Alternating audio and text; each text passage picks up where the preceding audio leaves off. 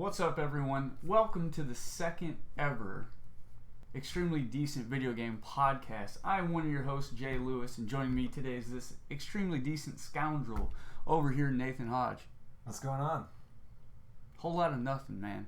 Quiet week for news, but we're gearing up for the PlayStation press conference coming up here real soon. But before we get into that, Nate, let's talk about... Last week we were talking about the hike in price for PlayStation Plus and whether or not PlayStation needed to up their free offerings. And so we now know what September's free PlayStation Plus games will be. The first game is a game that you could probably talk about with a lot of experience, is Journey. So yes. Talk to everyone about Journey. Should they be hype about it? They're getting it for free, so tell me about it. Of course you should be hyped about this game. It was award-winning. It's just phenomenal, and it's great. And it's one of those games that doesn't really call out to a whole lot of people. It's not a game that's, high on action, received a lot of marketing or anything like that. But it's good to see it as a free game this month because it'll really give it a chance to put it in the hands of, just everyday gamers who might not otherwise try a game like this. And I highly recommend it. It is a great, fantastic, just beautiful story. The graphics, are lent more to artistic style, and they just create beautiful landscapes with it and everything. And I highly recommend this game. It's very, very good. Yeah, so I listen to a lot of other podcasts, and I listen to a lot of media outside of our own company. And one thing is, like, over at IGN, those guys, a lot of people put this game on their Game of the Year list. Like, they said that this is a Game of the Year candidate. And, it's a smaller indie type of game, and yet it got that amount of praise from, a large company like IGN. So one thing that they talked about is how it has this multiplayer mechanic, but it almost doesn't because you don't know who's there with you. Now, tell me about how that works. All right, so the multiplayer mechanic is barely multiplayer. Right. What happens is say you're in a level and a random player can spawn into that level.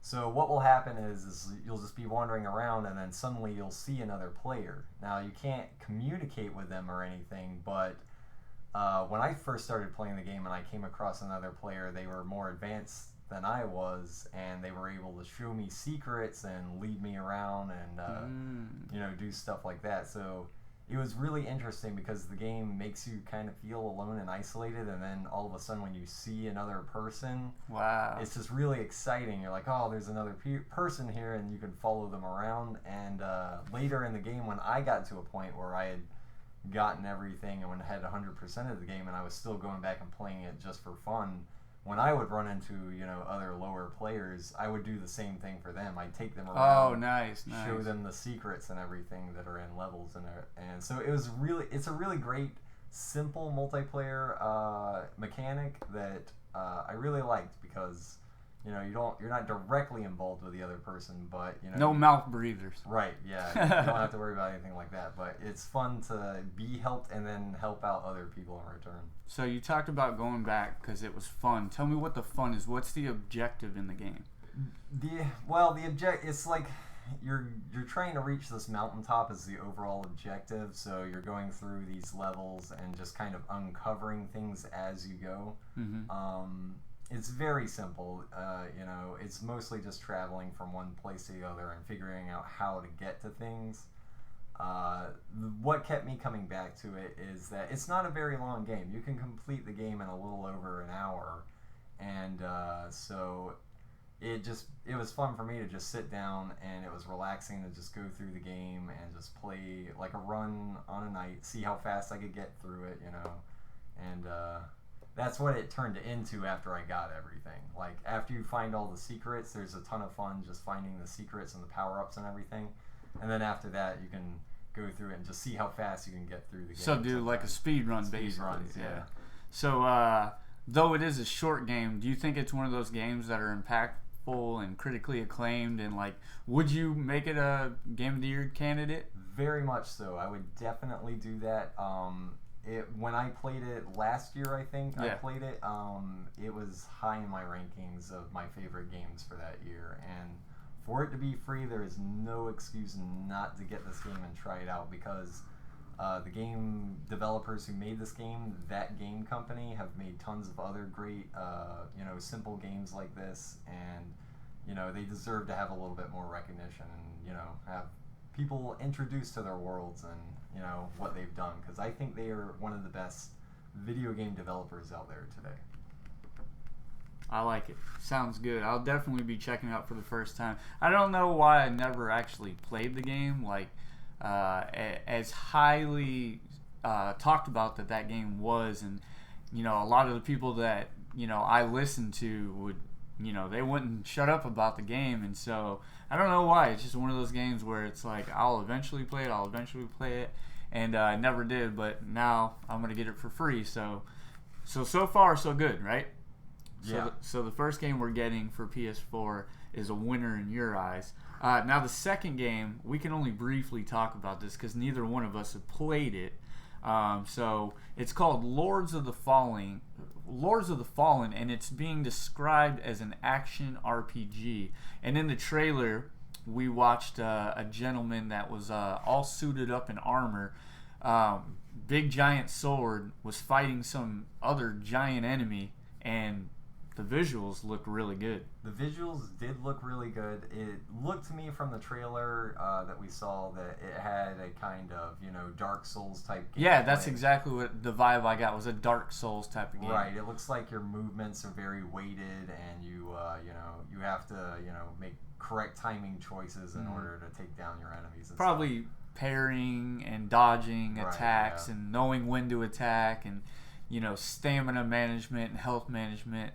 These are all speculations. Again, we haven't played the game, but based on what you saw in the trailer, is that something that you're going to download and check out, or are you going to skip on it? I think it's definitely worth checking out. Yeah, me too. I definitely want to check it out. Definitely. I mean, it's free. Just dive into it.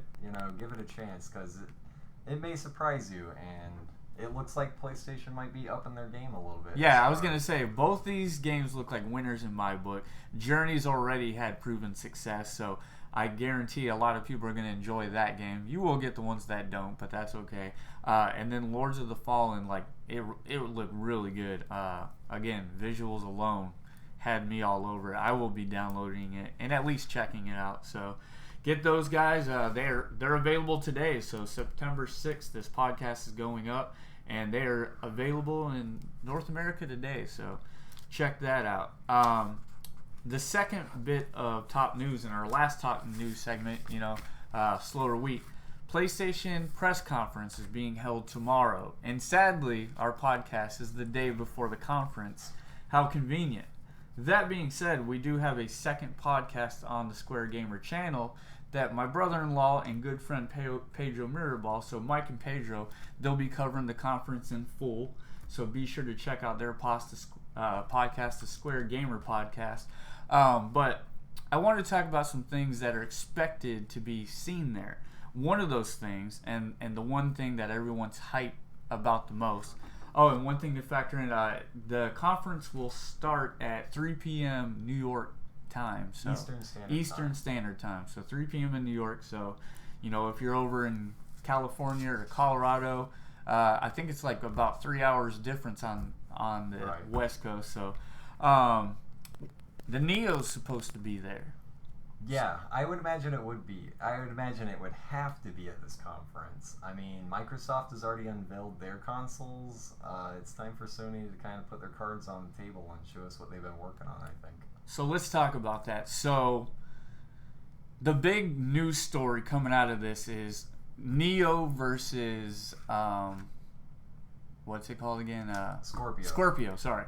Neo versus Scorpio, and everyone's saying that, the Scorpio, Microsoft came out, they showed their hand, and that thing's a beast. I mean, 5 teraflop hard drive, 4K capability, it's a monster, and it's fully upgradable, so it's going to be something that, as technology evolves, the console can evolve with it. Right, yeah. Which, hello, that's awesome.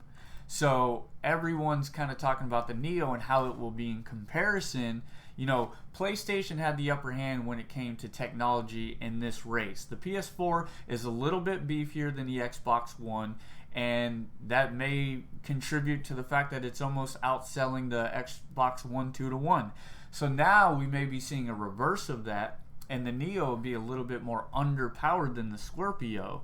So some people started wondering if PlayStation watched what Microsoft did at the E3 conference, saw what they had in store, and had to go back to the drawing board. But a lot of people are saying it's too late. They had their chip already in being put into the console, that it was too late to go back and redo anything. So what do you think? Do you think that PlayStation needs to even compete with the Scorpio? Do you think that it's going to be stronger than what people think? What's your thoughts on the Neo? I definitely think Sony needs to compete with the Scorpio, because that is going to turn the tide back for Microsoft. I really think that it is. And the Neo has to be comparable to it.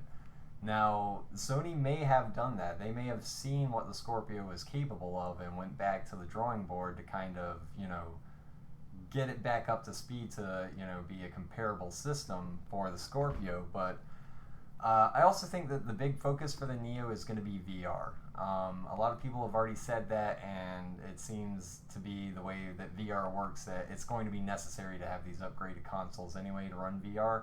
I'd be willing to bet that Sony won't do so much comparison to the Scorpio as they will using the Neo to push VR.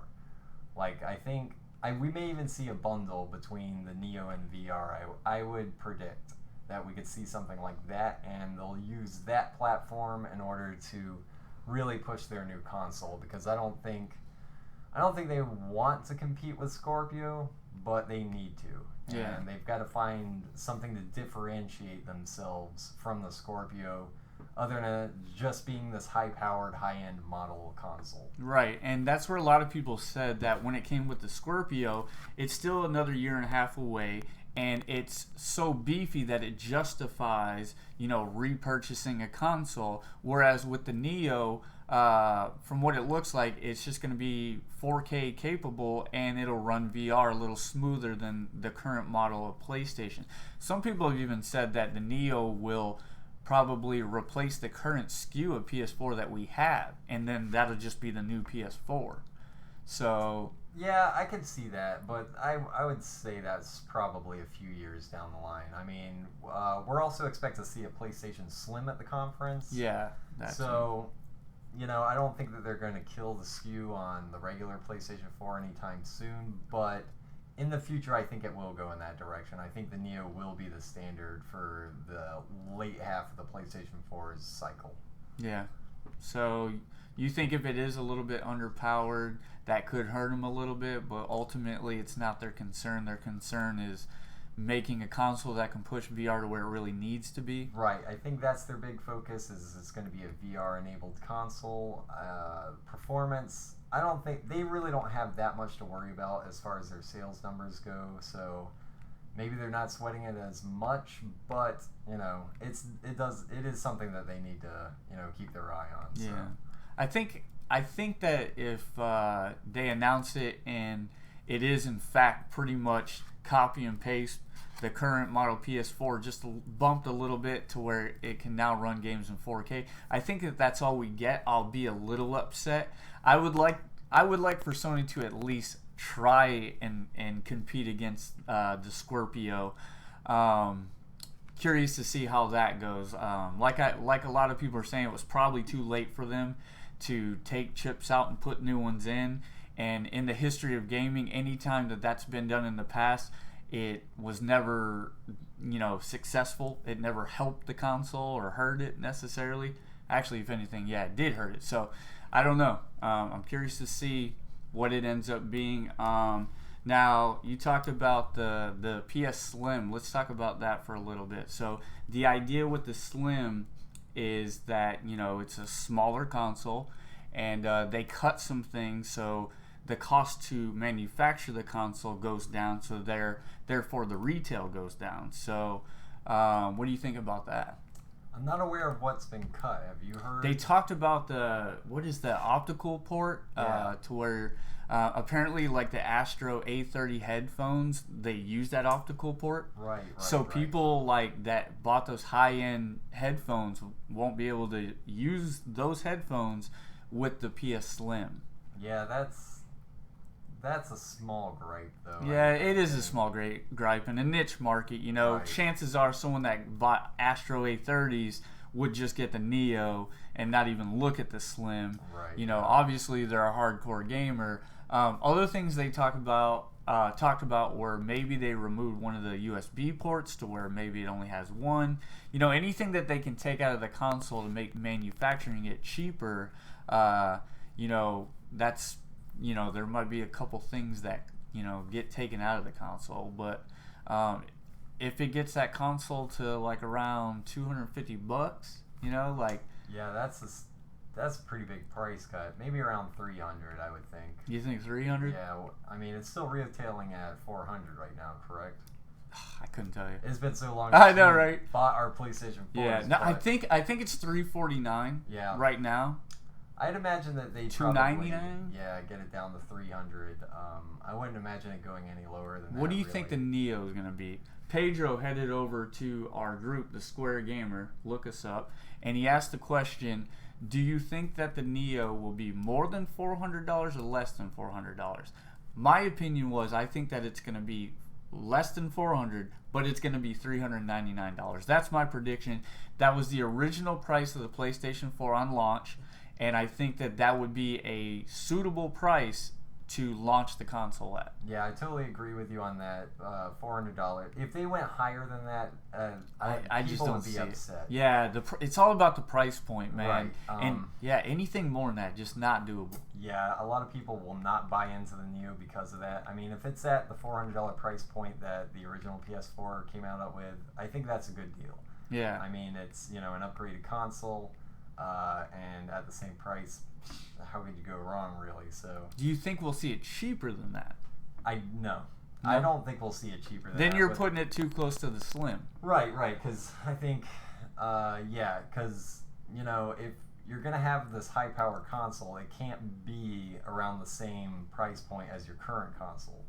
It just can't. It has to be at least, you know, at the $400 price range, and the Slim has to be cheaper than that in order for people to even want to buy the Slim. I mean, the only people that are going to be picking up a Slim now are people who haven't already jumped on the PlayStation 4 bandwagon, or, you know, just are looking to upgrade their console, because the Slim may come with a better hard drive. I mean, I would pretty much bet that it would with more memory on it. I doubt it. That console's about taking stuff away and making it cheaper to manufacture, not adding stuff to it. Right, I think that's going to be offset by the simple fact that technology itself gets cheaper over time. Yeah, that's true. So the basic components of the PlayStation 4 have gotten cheaper since it's first come out. So what do you think, a terabyte in there? Definitely. Okay. I think it would have to be, actually, because, I mean, my hard drive is already filled up, and every time I want to download a free game, I'm, like, clearing stuff off my PlayStation 4 to make room for it. So, I mean, I was doing that until that new cloud save feature with PlayStation Plus. Right. So. I need to get on that, actually. You do, dude. Yeah. It's a nice feature. Now, one thing to factor in is that the PS Slim has already been leaked. It's already out in the wild. We've seen what it looks like. They've removed the digital buttons on the PS4 that are so annoying, and like it actually has actual like power button and eject button. Thank God. I can't tell you how many lost minutes I spent trying to figure out how to That was turn you, right? on my PlayStation 4 when I first bought it. I'm just like, what is going on? I know, it's super annoying. And then when you accidentally press it, right? You know, and it ejects the game. It's like. Yeah. I can't imagine how many people were in the middle of something crucial, had the game saved, and accidentally ejected the game and lost their save. Now, one other thing, and this is a rumor, okay, but I've been hearing it a lot. And the rumor is that we're going to see the next Red Dead Redemption game get announced.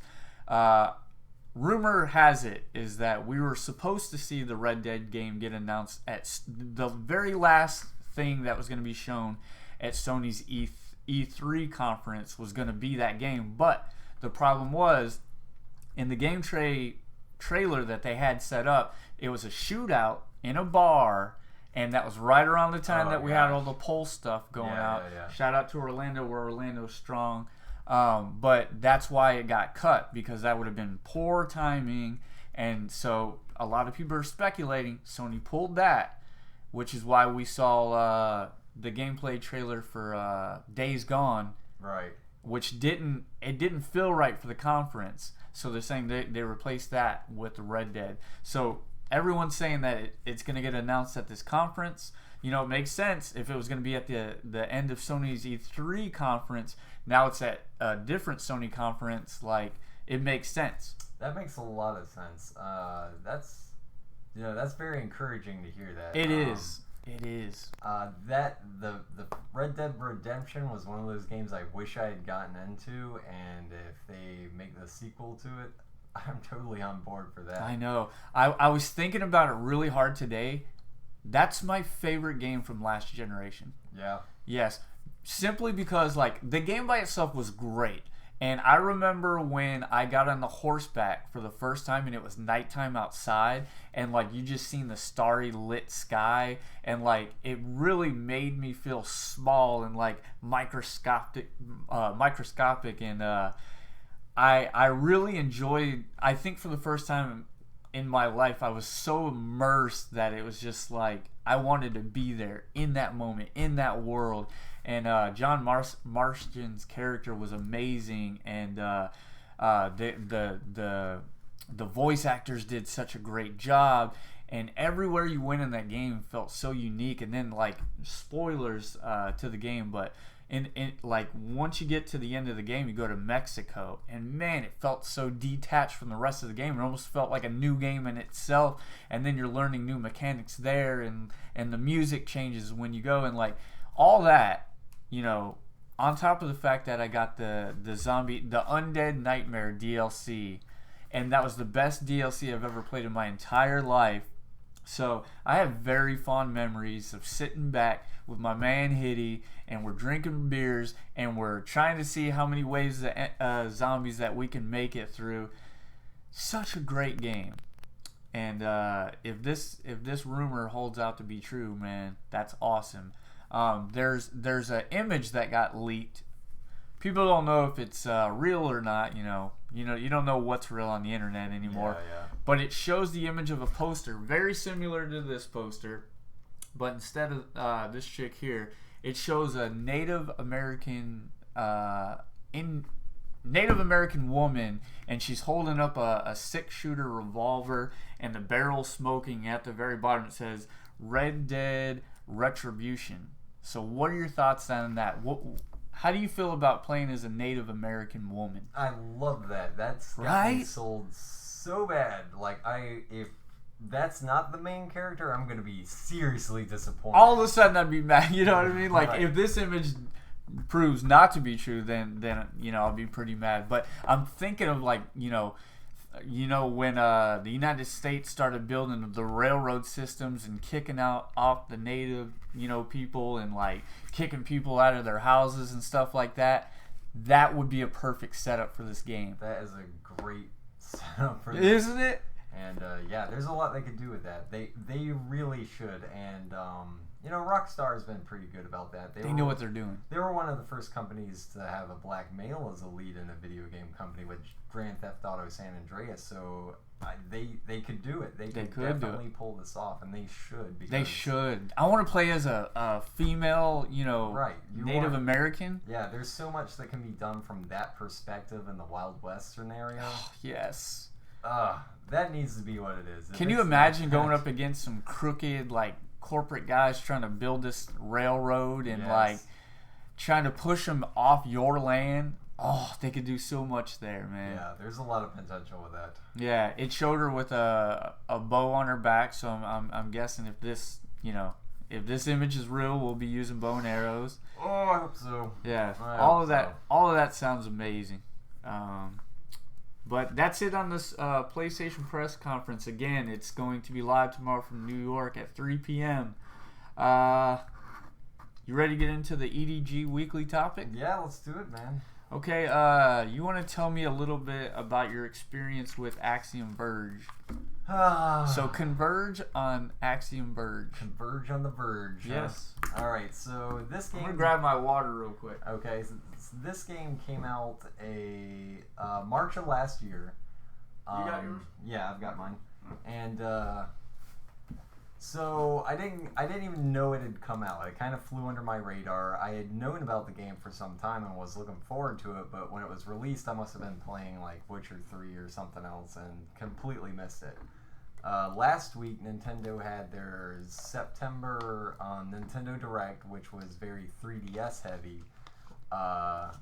Nothing really notable happened to that. It was actually quite cringeworthy, but the thing I took away from it was that they had Nintendo being cringeworthy. I don't believe it for a second. I know, but it was. But the only thing I took away from it was the fact that they had put Axiom Verge on their eShop, and it was at a discounted price. So I flipped out, bought it instantly, and started playing it. I wish I had played this game last year when it first came out, because it would have been the best game I played that year. Yeah. This game is so another good. Indie game. Another indie game. This game was built by one man. Oh. One man army. And it is heavily inspired by the works of H.R. Geiger. If you don't know who that is, he's the guy who did the... if you don't know who that is, leave now. Go. No, I'm just kidding. He's the guy who did all the artwork for the Alien films. So right. Those nightmarish creatures and hellscapes that he dreamed up for that movie series is very well represented in this game. The gameplay mechanics are superb. It is exactly what you would want from a Metroid-type game. It's got, it's very much a Metroid Castlevania-type game, but it also incorporates Contra-type elements. I have never been so excited about getting a weapon upgrade in a game in my entire life. Are you kidding? The guns that are in this game, the abilities you can get are just amazing. It's so much fun to get a new weapon upgrade and try it out on enemies and see what it's capable of. Wow. My favorite, and I'm not too far into the game, so I'm not going to spoil a whole lot here, but my favorite weapon is this green laser gun, which fires, and each beam will branch into two beams until it creates this spider web effect. Whoa, and it will fill up the entire side of the screen. So every weapon has drawbacks and strengths that can help out in different situations. The game also does a great job of, like, a lot of Metroid games will set you loose in the environment and then you'll be blocked immediately by something you can't get past until you get a certain ability. This game does a great job of balancing, blocking you off from a pass, and then kind of giving you what you need. So every time you kind of get to a point where you start to feel stuck and you're like, I don't know how to get past this, I know I need an ability for this one area, you do a little bit of exploring, there's the ability you need, and you start to push on.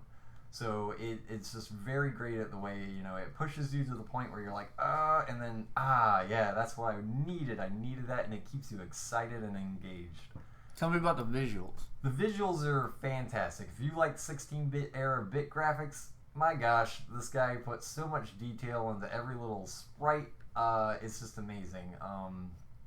Is this like a indoor corridor type of shooter, or is it outdoors? Is it a mixture? It's a mixture. Okay. It's mostly indoors. The outdoor areas are some of the most inspired things I've ever seen. Just the concepts that they came up with to illustrate this fantastical ancient alien world. I don't know how he came up with some of this stuff. You're giving me a Shovel Knight vibe. Am I thinking of the right Yeah, you are going down the right path. Okay. It is very much on the level of Shovel Knight as it pertains to its genre. Yeah. So, I purposely avoided any gameplay footage of the game. Only thing I have for context is the actual thumbnail for the game. I thought he was holding a sword up. And there was the monster in the background and lightning cracking or something. And I didn't know this was a shooter. I thought it was a sword and shield type of game. This is a shooter straight through and through. Totally wrong with all that. So that scared me a little bit. Yeah. So one of the other big things I love about this game is the story. holy crap, if I have never been invested so much in a story for a side-scrolling platforming shooter like this. I mean, from the minute I started the game, the opening sequence immediately had me drawn in. It had me questioning what was going on in the game. And it's not like a lot of these games, they'll put you in the game world with a good opening story bits, and then you just go from level to level to level. Then you get to the end and you get your closing sequence, and that's your game. As far as, 16-bit games go. This one does a really good job of sporadically sprinkling in story bits as you're playing. So as you get to new areas and new power-ups, you learn a little bit more about what's going on. And I won't spoil anything, but I just got thrown through a loop last night that's got me questioning everything I thought I knew about what was going on in the game. Oh.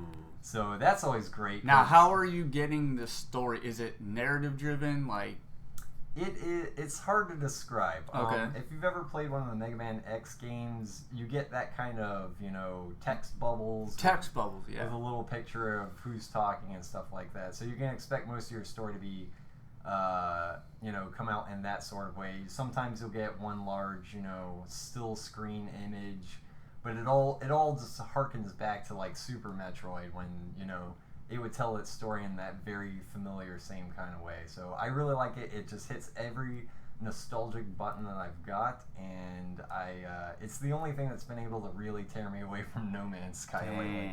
I find myself saying, I'm going to cut short a little bit on No Man's Sky today so I can get some more Axiom Verge. Finally, something to get you away from No Man's Sky. And you happen to be kind of obsessed with it. And yeah. Shocker. Yeah. I thought whatever was the follow-up to No Man's Sky was going to be... Yeah. No, well, I did play the Metroid 2 remake in between that time and Axiom Verge, which was a very good game. If fan-made game, go check that out. But Axiom Verge, I think it's still on sale on the eShop until Thursday, I believe.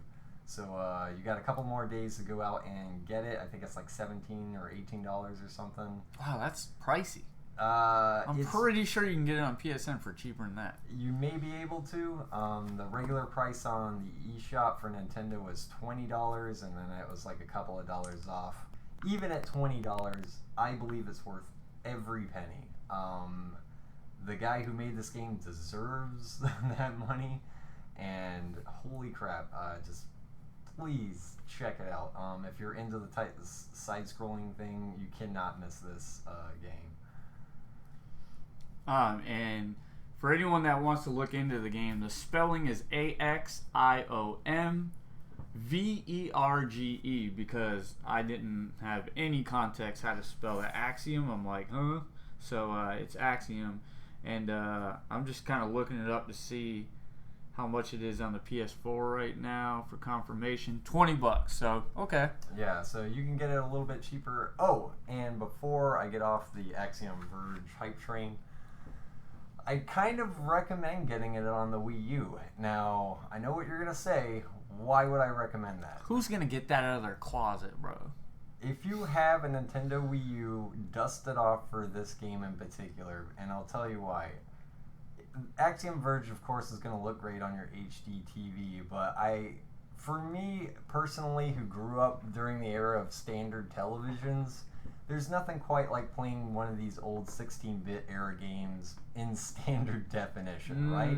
I don't know what it is about it, but not having the crispest pixelation, not having the best sound, really brings you back to those nostalgic days. So I've been playing Axiom Verge on the Wii U gamepad. On the pad, I was going to ask. Which doesn't exactly have the best resolution, doesn't exactly have the best sound, but it's just amazing. Is like, if I could hook up a standard television just to play Axiom Verge, I would probably play it like that. But yeah, that's the only other thing I've got to add to that game. You should do yourself a favor by playing it. EDG seal of approval? Seal of approval. Okay, there you have it, folks. Axiom Verge, check it out. Thanks for sharing that, Nate. For my EDG weekly topic, I have a question for you, Nate. My question is, should developers wait until games are closer to market before they start revealing them? Sometimes we've seen games get revealed at an E3, and we get to see it for the next 3 years, just over and over and over again, and like force fed down our throats. Sometimes to the point to where you'll see a game so much it scares you away from it. That happened to me with No Man's Sky. I ended up getting it, but I'll tell you what, like seeing it over and over and over, like I just feel like sometimes it's a little much. We start to see some developers get bold and say, we saw it with Fallout 4. It got revealed, and then I think within 3 months it was out to console, and holy crap, that was amazing. You know, when you see something and you're like, I get that in 3 months, like that, to me, that's how you reveal the game. And I just wanted to get your take on it, and you know. Yeah, this is a great subject, and you brought up 2 great games as examples. We've got Fallout 4 on one end of the spectrum, and then we've got No Man's Sky on the other end of the spectrum. So I'm more on the camp of probably not wanting to have a whole lot of information on a game before it came out, because as we saw with No Man's Sky situation, we had learned about that game 3 years before it came out, and I was one of those people that followed it throughout its entire development process as soon as I became aware of it. And a lot of other people did that too, and the hype built for it to such a degree that when the game came out, it disappointed people immensely. Yeah, one reason particularly is because, like, during the development process, there were things in the game that didn't end up making it to the final product. Right. And people started calling Sean Murray, which is the lead developer for the game, they called him a liar. Now, this happens all the time where stuff gets cut from games, but you don't always hear about it because they don't always show it and show it and show it and show it. No Man's Sky, even though we didn't get a whole lot coming out from its cycle, Sean Murray actually tried to downplay this game throughout much of its development. He had constantly said that he was worried. Curb your expectations. About, you know, people's expectations of the game. He was reluctant to show it at E3. It was Jeff Neely, who, I think I said his name right, but he's the one that pushed to get that trailer on stage because he saw the potential in it. But in the end, it created this, you know, hype wave that just could not be met. Now, on the other end of the spectrum, you have Fallout 4, which we didn't know was coming out until a few months beforehand, so there wasn't, you know, a whole bunch of hype leading up to the game. And, you know, it may not have been the best Fallout game, but it still did really well, and people still enjoyed their time with it because they didn't have the amount of time to build up all these wild ideas in their head about what the game was going to be. That's what happens. People's minds just start like building up all this anticipation, and like their brains just run wild with it. And when they have so much time to sit there and like digest the information, sometimes like you can do it to the point of, you know, it's just like nausea. You know, you're like, oh my gosh, if I see this trailer again, like, come on, like, I'm tired of seeing it. Like, I want this game, put it in my hands. And then, you know, you start having the problem too of like games being delayed, you know, and then it's like here it's been this game that I keep on seeing, and then it's like, oh, it's met with delay after delay. You know, again, I hate to keep going back to it, but the whole No Man's Sky thing, like, that game got delayed like 3 times. Yeah. And it's like, it wouldn't have been delayed if you would have never revealed the game and then, you know, settled on a late release date, you know. I don't know, man. Yeah. So, I mean, personally, I would think I would enjoy myself a whole lot better as a gamer if I knew little to nothing about a game prior to its release. You know, these huge drawn-out hype cycles I don't think are hurting anything. The internet is such, you know, a inflammatory place that things can get out of control so easily on there. Yeah. Things spread so quickly. I don't think it's conducive to, you know, the environment of the internet to have these long, you know, cycles of having games out there and aware of. I don't know, it's kind of a mixed bag because, you know, in some regards, you know, it's good to have that knowledge of a game out there so that you can start drawing people in, but there's got to be a balance between, you know, how much you're going to release to the public and how much you're going to share so that you don't end up disappointing your fans, like what happened in the case of No Man's Sky. So right. I'd much rather have like less time to get hyped over a game, because the 3 years I was waiting for No Man's Sky was pretty bad. Yeah, brutal, right? Pretty bad. And it's not always just games that we see too early.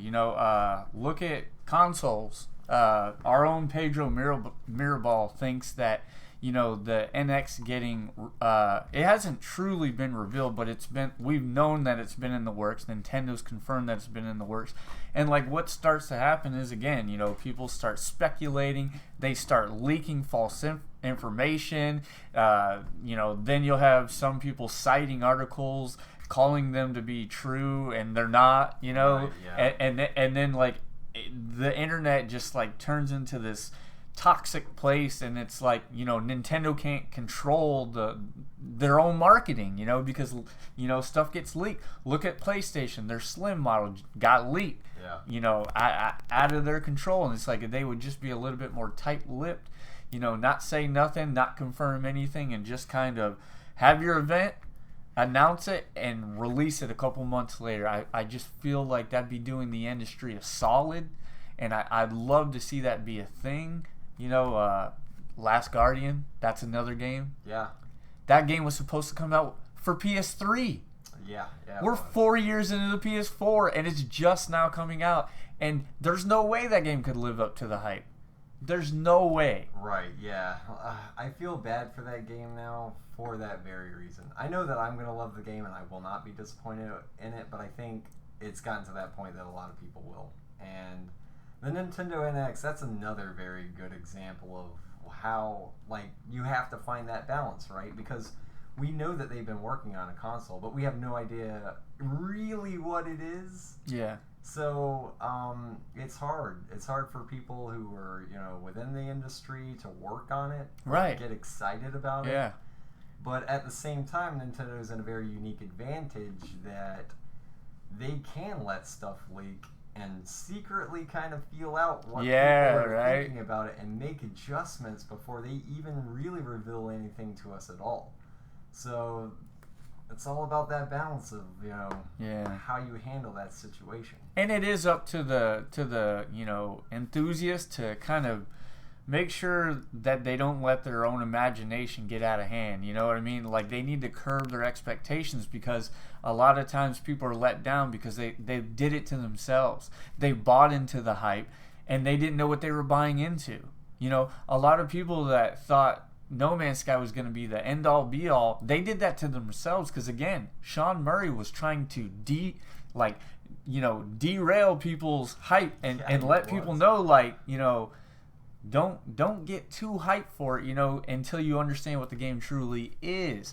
Right. And it No Man's Sky is a game that in a lot of people's eyes lived up to the hype, but some people got on the wrong bandwagon. You know what I mean? Yeah. It's just like. And that's very easy to do. It's very easy to see a game like The Last Guardian and just think, everyone's been talking about it for so many years, it's got to be good. But we as consumers have to better educate ourselves too. I think that's a big reason why No Man's Sky was so disappointing for a lot of people, is that the wait, and when then hype gets away like that, your hype builds on hype. So you get one person that's excited, they get more people excited, and it's like, it's like that story thing that you do in school where, one person says one thing, and by the end of the line, you got a completely different story about what's going on. The hype can be the same way. Mm-hmm. People get so excited and they build on that excitement, but by the end of, you hearing about it or whatever, you have a completely unrealistic expectation of what, you're going to be presented with. So, I mean, it's just... Final Fantasy 15. Oh, gosh, yeah, what? We were supposed to be playing that game this month. Imagine that. Yeah. We were just a few days out from playing Final Fantasy 15, and that's another game that's been in development for a decade. Yeah. And will that game live up to the hype? There's no... I don't think there's a possible way it could. It can't. And, it's one of those things that if they could have just not said anything about it, and then had their big reveal and be like, this game... that reveal that they had in September, or when did they have that reveal with Greg Miller and Tim Geddes, where they gave a street date? Oh, that was... last month, right? No, I think that was closer to E3, wasn't it? Yeah, that's right. It was closer to E3. But if they would have given the date then and said it's out in September, that would have been perfect. Yeah. But that didn't happen. They did say it was going to be out in September, but that proved not to be true. You know what I mean? Yeah. Like, I feel like when your game has gone to cert, it's done. You've put the polish. You know what your day one patch is kind of going to be looking like. That's when you say something. And then if there is a bigger day one patch involved, I think people are going to be a little less hurt about it than they are when games get delayed because they were revealed too early. You know what I mean? Yeah. Like, so I think we, as an industry, we need to slow it down. We need to, keep the game quiet. And, when the game's ready, that's when you start talking about it. Exactly that, because, we keep seeing, E3 footage. E3's got to change. It's got to. It's great to have, that. And it's up to the manufacturers. It's up to Microsoft, and it's up to Sony, and it's up to Nintendo to get a hold on it. Because we saw games at E3 when they were announcing the PS4. Those games still aren't out yet. That Deep Down game, no one even knows where that game went. It fell off the face of the earth. That game may never come into fruition, and it's something they showed off, got people hype about, and it could have just been like a way to prove what the PS4 was capable of pumping out. It could have never been a game that was going to actually come out. Just proof of concept, and it's like, that's not right either. No, that was very misleading. That was very misleading. But yeah, I thought that'd be a fun little conversation. And do you have anything else to put on it? Or I think that's about it. Just be a cautious consumer. Consumerism. That's the best thing you could do, is just if you get interested in a game and you feel like you're getting on the hype train, just educate yourself. Right. Find out if it's fine to get hype about stuff. It's fine. Right, because I couldn't have been more hyped about No Man's Sky, but I educated myself and I knew what to expect. Yeah, and then if a game doesn't live up to the hype that you set for it, that's kind of your own fault. Right, it really is. You got to know what your expectations are. Like, any game that's ever really come out, I can't remember the last time that I was underwhelmed by a game. And you know why? It's because that I like to go in blind and have as little context as I possibly can. Like, one of my favorite games of last year was Mad Max. I purposely tried to avoid as much as I could about knowing about the game, and then when it came out, I was just blown away. I'm like, this game looks this good. It takes place in the desert, but they made the desert look amazing. You know what I mean? And so go that way with it. If anything, try not to watch the trailers. Try not to get your hype out of control, and then you won't be let down. Yeah. That's the lesson to be learned today. That's the lesson. Today's lesson with Nate and Jay. But that's it for that, and that's it for our show, ladies and gentlemen. Thank you for partaking. Thank you for setting some time aside to hang out with me and Nate. Thank you for watching the Extremely Decent Podcast. Again, do not forget Mike and Pedro Mirabal. They'll be doing the Square Gamer Podcast later on this week, and they will be covering this PlayStation press conference, and there's going to be some juicy details that come out of that. So, everyone, thank you for joining, and we will see you same time next week. Later, guys. Later.